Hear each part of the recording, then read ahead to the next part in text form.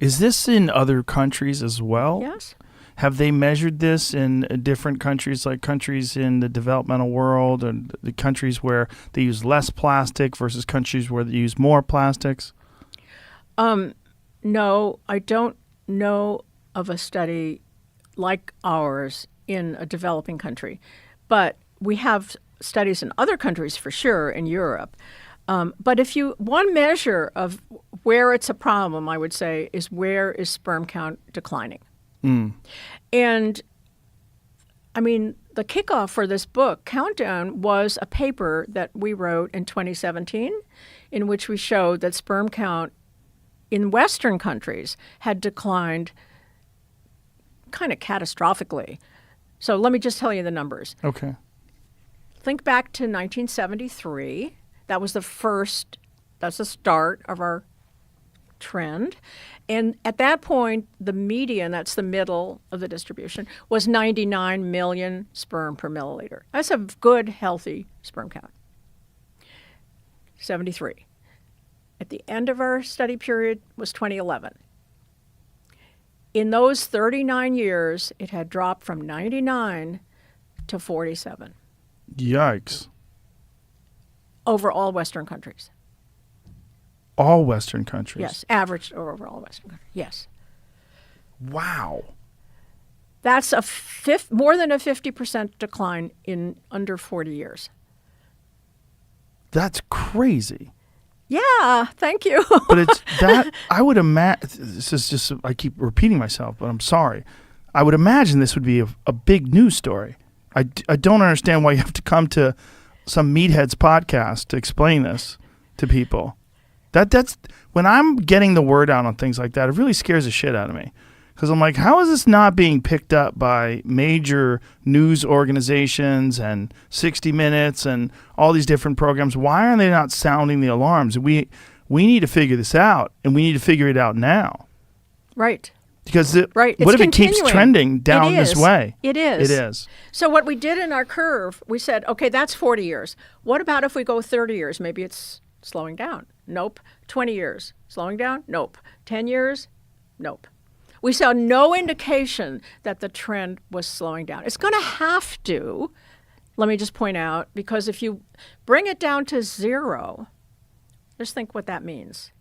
Median of zero means half the sperm would be negative. Counts would be negative. Not possible. Can't have a negative. Right? Right. So it's going to have to, just think about the curve. Coming down towards it, it's going to have to flatten out. There'll be none. There'll be no sperm. You'll have a zero sperm count. I mean, if it's really dropping down by, it's basically 50% in the time period from 1973 to 2011, is that what you said? Yeah. That's bananas. I mean, the fact that can even happen and there's not alarms being sounded. I know. But we're changing human beings. Absolutely. Like what it means to be a human being, That's a developing human being is a different thing now. Right. Because of poisons. Right. Wow. That's really scary. Yeah. It's really scary when you think about what you're saying about people having a hard time reproducing and where this could lead to. A dramatic drop-off in the population. Like, we're worried about overpopulation. Right. But if this is real, the children that are being born today, if they have this issue, and then we're looking at them 20 years from now, the reproductive, sort of cycle starts kicking in terms of like them having babies and raising families. Like, what's the numbers going to be? What are they going to be for their children? Right. Wow. And so another thing to think about. So a mother is exposed to some phthalates, other chemicals, the phenols that line tin cans and the flame retardants and the pesticides. They're all bad. They all can do this in different ways. But let's just talk about this phthalates. So the mother's exposed to the phthalates, and she's carrying, let's just say, a son in the womb. And then he has within him what's called the germ cells of his sperm. Right? So she's exposed, the child is exposed, and the next generation is exposed. So from one person being exposed, you're exposing 3 generations.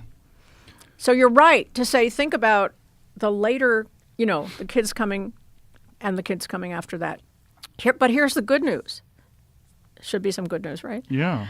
The good news is that in a very elegant study in the University of Washington, Pat Hunt showed that if you have a guy mouse who was exposed and had impaired fertility and sperm count, and then you cleaned up everything about his environment, and for his child's environment and his child's environment, in 3 generations we can recover reproductive health.